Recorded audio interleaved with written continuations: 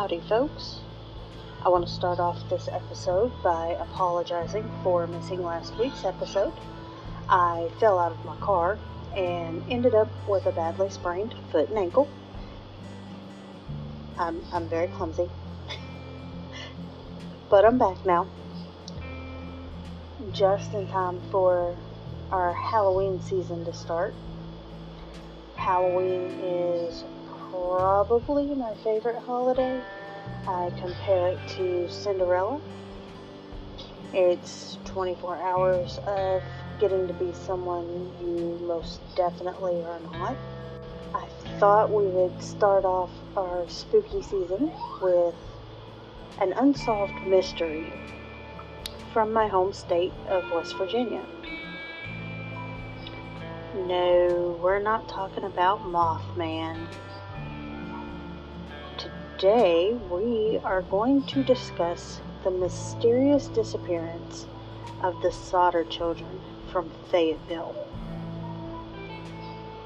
Starting with this episode, I will most likely be going more in depth with crime scenes, specifically for Halloween.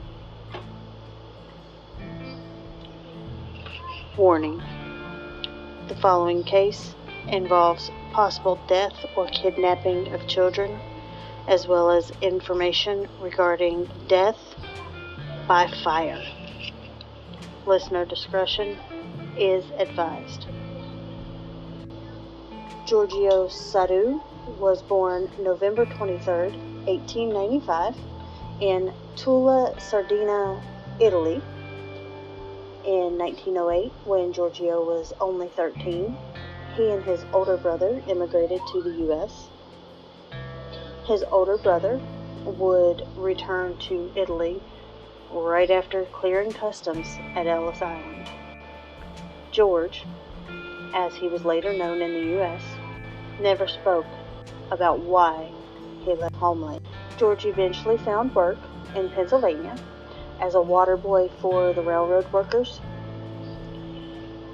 He took a more permanent position as a truck driver in Smithers, West Virginia. From there, he started his own trucking company, initially hauling fill dirt to construction sites, and then later hauling coal. Jennie Cipriani was a storekeeper's daughter in Smithers, and she also immigrated from Italy at a young age. She and George would marry and go on to have 10 children. By 1923, when their eldest was born, the business was doing very well. So well, in fact, that the family was considered one of the most respected middle-class families around. However, George had very strong opinions and didn't care to express them. His biggest opinions were regarding Italian dictator Benito Mussolini. His opinions would lead to very strong arguments within their small community of mostly Italian immigrants.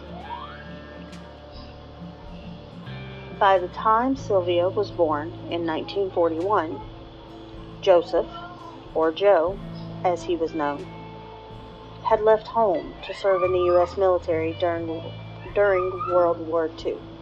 The following year, Mussolini was executed, and George's criticism of him had left some hard feelings. In October of 1945, an insurance salesman that George had turned down warned George that his house would go up in smoke and his children would be destroyed. The man blamed it on George's remarks about Mussolini. Another visitor to the home, claiming to seek employment with the family, took the occasion to walk to the back of the house and warn George that a pair of fuse boxes would cause a fire someday. Now this really confused George. because he had just installed an electric stove, and it required the entire house to be rewired. And the electric company came out and told him that the boxes were completely safe. In the weeks leading up to Christmas, the older boys noticed a car parked along the main highway, with the occupants watching the younger Sodder children returning from school. After the family celebrated on Christmas Eve 1945, Marion, who was 19 at the time, stayed up with her younger sisters as they played with the new toys that she had just bought them. At 10 p.m., Jennie told them they could stay up as long as 14-year-old Maurice and 9-year-old Louis were awake. George, John, who was 23, and George Jr., who was 16, were already asleep. At 12:30 a.m., the phone rang, waking Jennie. The caller was a woman whose voice she did not recognize, asking for a name she was unfamiliar with. There was laughter and glass clinking in the background, which means they were either at a Christmas party or they were at a bar. Jennie told the woman she had called the wrong number, to which the woman laughed an odd laugh and then hung up. Jennie noticed Marion asleep on the couch in the living room, so she assumed the other children had gone up to the attic where they slept. At 1 a.m., Jennie was awakened again by the sound of something hitting the roof and then rolling. When she didn't hear any other noises, she went back to sleep. But around 1:30, she awoke to the smell of smoke. When she got up, she saw George's office on fire around the fuse box. She woke George up, and he woke his two older sons. Both parents and 4 of their children escaped the house. They yelled for the other children, but there was no response. They couldn't go up to the attic because the stairs were fully engulfed in flames. Marion ran to a neighbor's home to call the fire department, but the call didn't go through, so the neighbor ended up going into town to make the call. George attempted to climb the outside wall of the house with his bare feet. He broke open a window and cut his arm in the process. He and his sons had gone around the house for the ladder, but it wasn't in its normal spot, which would be leaned against the house. A water barrel that could have been used to put the fire out was frozen solid. That bit of information is not very pertinent to this because it's West Virginia in December. It's really cold, so it would be frozen solid. That's just part of living in West Virginia. George tried to pull his company trucks up to the house so that he and his sons could climb up to the attic. The trucks wouldn't start, even though they had worked the day before. They didn't start. At this point, the 6 family members had no choice but to watch the house burn down and collapse over the next 45 minutes. Now, they assumed that all 5 children had died in the blaze. The fire department did not respond until later that morning. The excuse was due to low manpower because of the war. the war that had already ended. The troops were coming home. Also, Fire Chief Maurice said the next day, one of the things that caused the delay was the fact that he didn't know how to drive the truck, the fire truck. What? What? You would think the chief of all people would know how to drive that truck. Because don't you have to train the rest of the crew to drive the truck? But how did you become chief?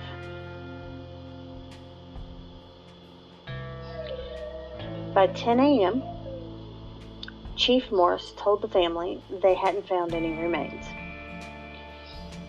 while another account states they did actually find some bones and internal organs, but chose not to tell the family.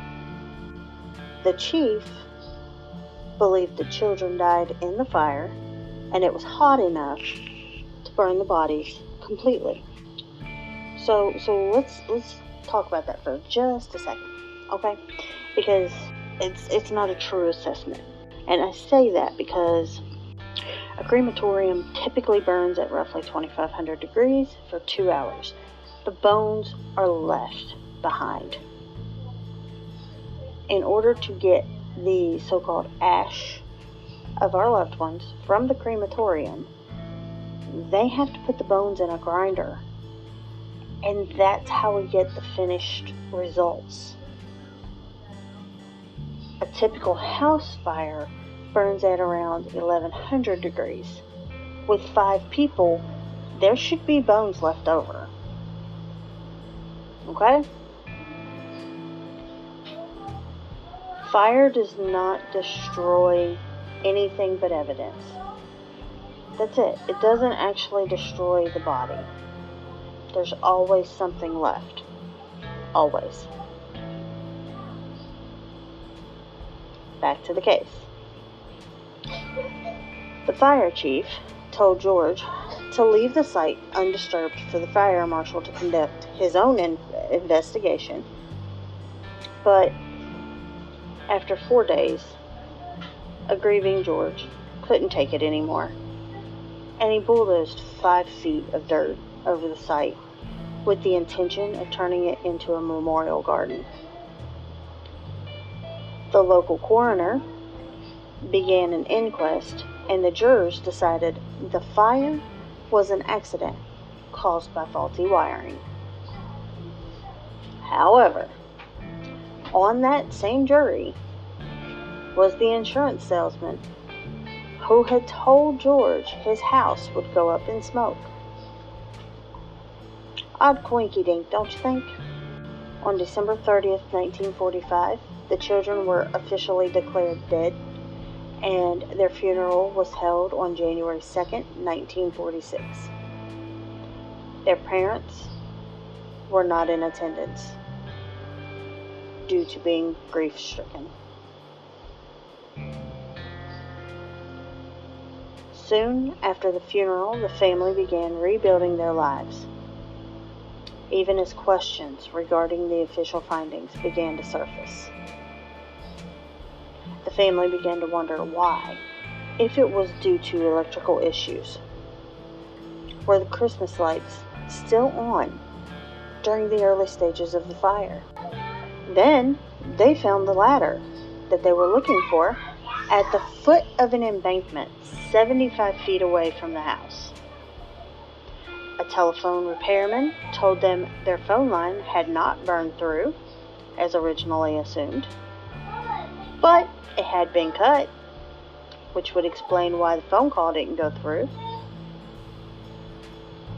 Whoever cut the line had to be willing and able to climb 14 feet up the pole and then reach 2 feet away from it to make that cut. The neighbors reported seeing a man stealing a block and tackle from the Sodder property around the time of the fire.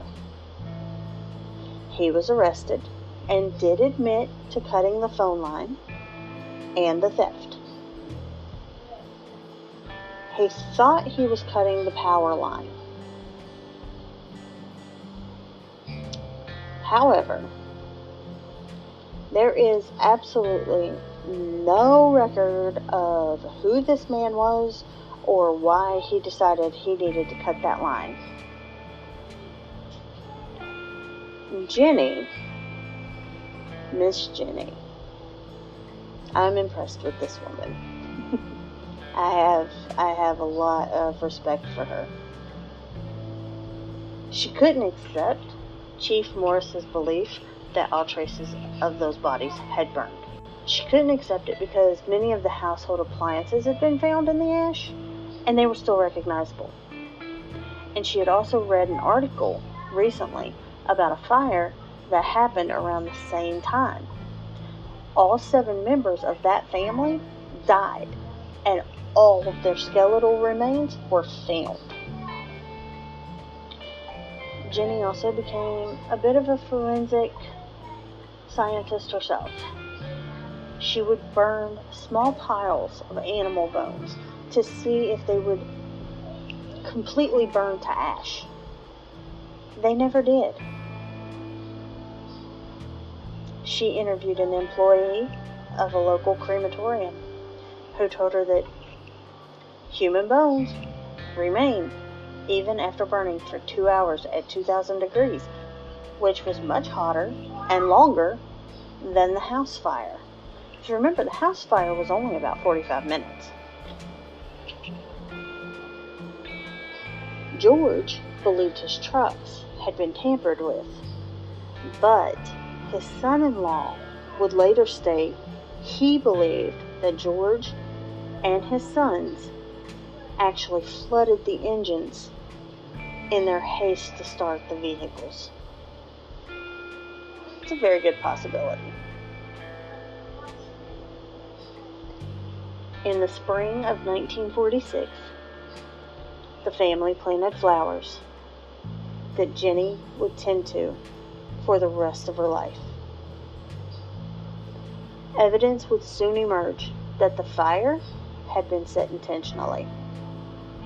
A bus driver stated he had seen people throwing what appeared to be lighted bottles at the house. Now, I don't know what they called them then, but I know nowadays we call that a Molotov cocktail. Also, young Sylvia, who was only 3 years old when the house fire happened, found what looked like a possible hand grenade in the bushes.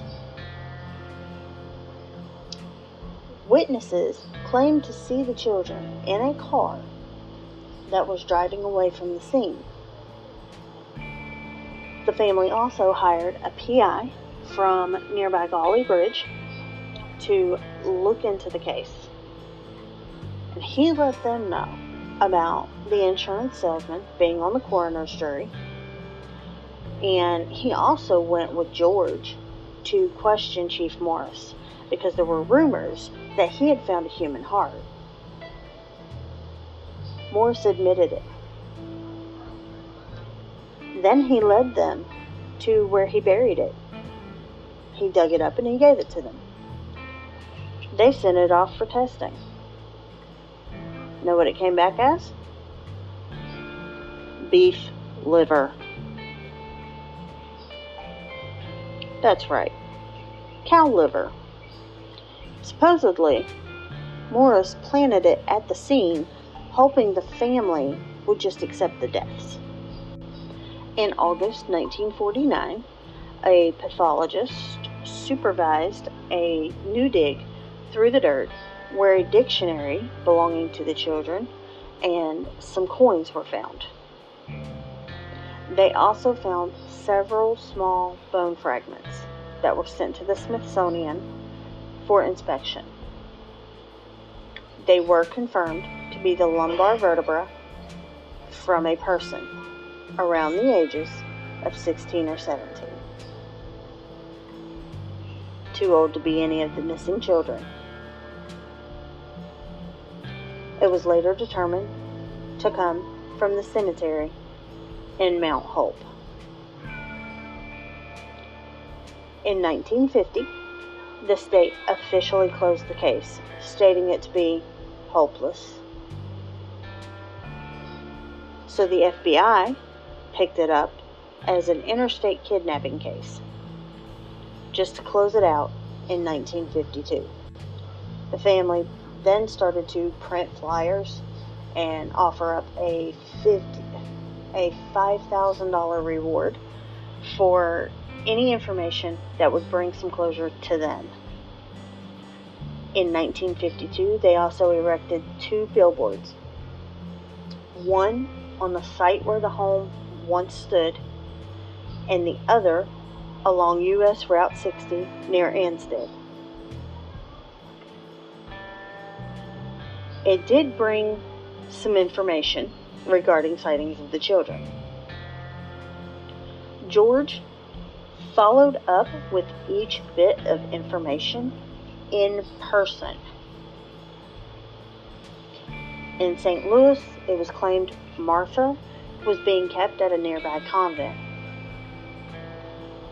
George had also heard that Jennie had a relative in Florida that had children that resembled his own. That relative had to prove those children were actually his own before George would even let it go. In 1967, George and his son-in-law, Grover Paxton, went to Houston, Texas, because a woman stated Lewis revealed his true identity after having too much to drink. She believed he and Maurice were living somewhere in Texas. Texas is a big state. That's rather vague, I think. George was unable to speak to the woman, but the local police were able to help them locate them, and the 2 men denied being Lewis and Maurice. Paxton later said that George doubted their denial until his death.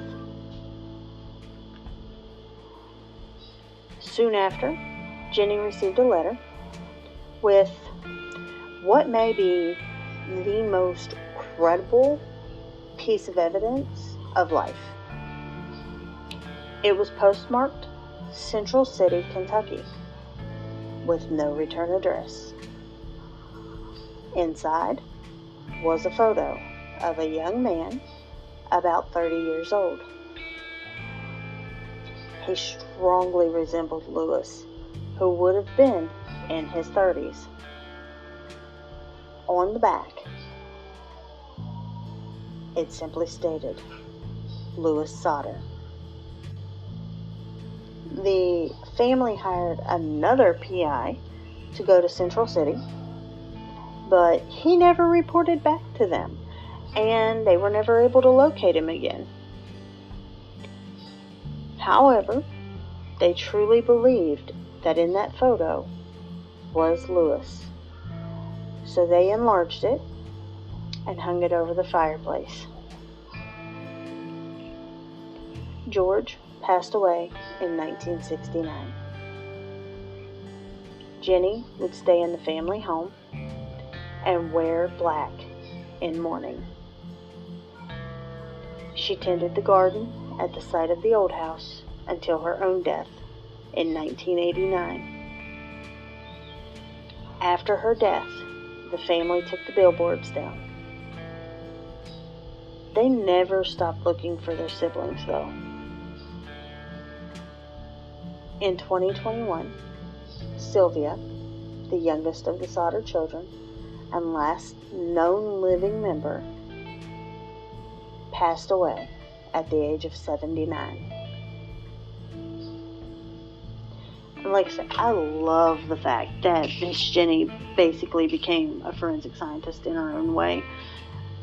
Sometimes that's what it takes.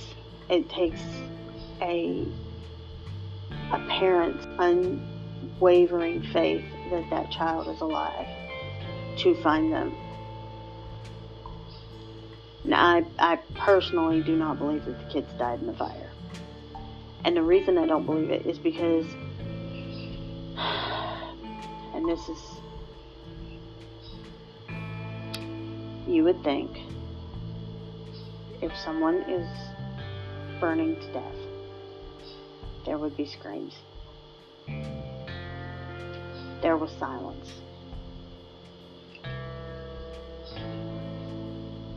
By the time she woke up, she would have heard the kids coughing. She heard nothing. So I don't think that the kids were in the attic.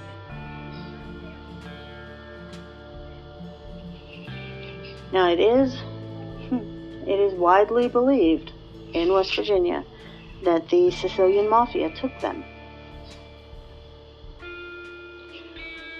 I do believe that the two young men George encountered in Texas were his sons. And it's widely believed that they were protecting their family, and that's why they said they weren't them. But what do you guys think? Do you think the local police and fire departments were involved? Do you think the two visitors were? Do me a favor, head over to the True Crime and Whatnot Facebook page, and let's talk this one out. Thank you guys so much for joining me today, and as always, stay true and whatnot. Bye.